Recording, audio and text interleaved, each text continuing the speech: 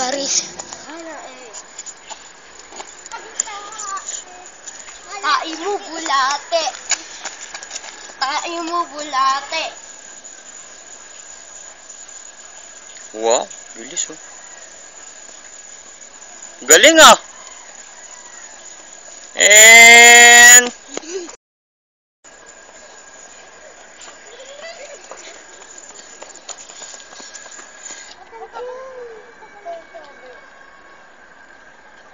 Ba't ang tagal ng school service? action. Wait lang. Ang tagal naman ng school service. Naiinit na ako. Dapat. Pero nga lang.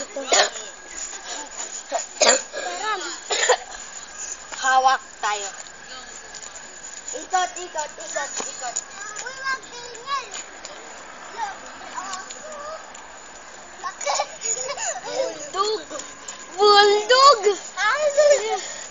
Buldog! Tingnan mo, bukas. Pag sinisa na to, Malapit ka na sa ano. magulat ka na.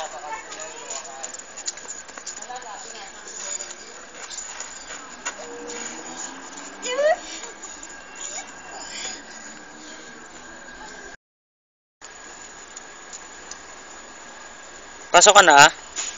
Ingat.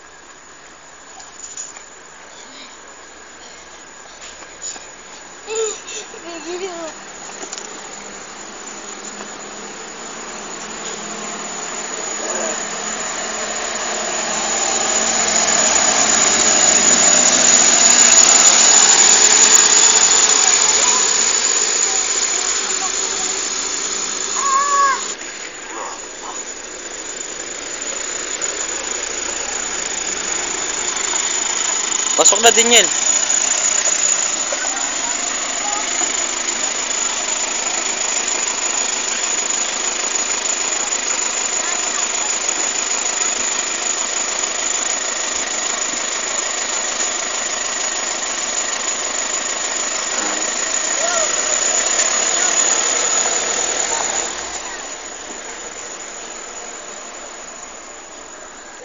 So, pumasok na yung mga pamangkin ko. Nakita nyo naman yung school bus. Kulay dilaw.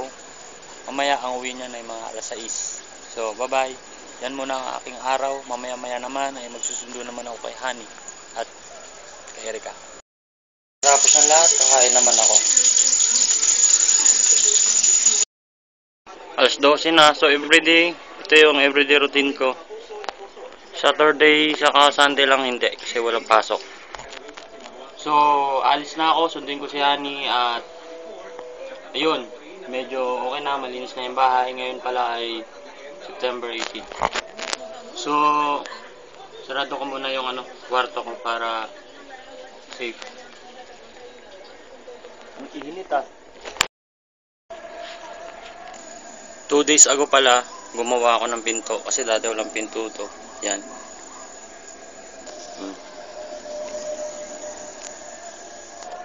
Diyan dati nakalagay yan. Eh, laging hinahangin. Saka di magawa ng paraan ni Pilimon. Kaya ako na mismo gumawa ng paraan. Sige, mamaya-maya uli. Saan ko nagawa ngayon? Si Hani. Ayan. Kita nyo? Diyan ka ba, Hani? Yan. Tandaan. Oh, kita nyo yun? One hand. Oh. So, mamaya ulit. Ito po yung paliko. Dito po yung may kasambahay na may gusto sa akin. So, nandito na po kami. Ayan po si Hani.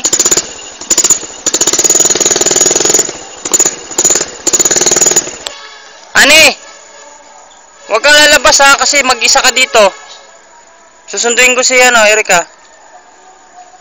Manood ka lang ng TV. Buksan mo yung sala. So ngayon po ay may sasabay sa aking paglalakbay. Napakaswerte niya po dahil kasama niya po ako ngayon. Isang karangalan po ang mapasama. Ang nag-iisang Dabmash Prince. Disappointed!